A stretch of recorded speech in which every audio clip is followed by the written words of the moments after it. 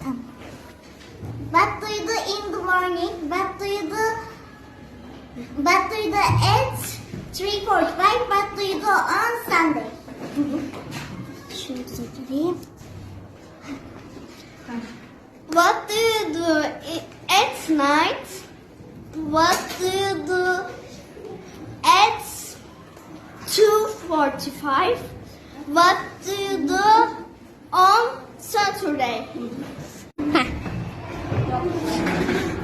What do you do in the evening? What do you do at 4:50?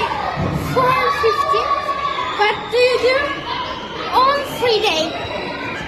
What do you do in the evening? What do you do at 7 o'clock? What do you do on Monday? What do you do?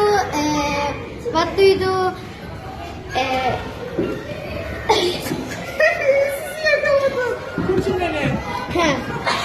What do you do at 3 o'clock? Okay.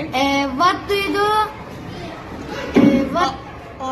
What do you do on Wednesday? Okay. What do you do? What do you do in the morning?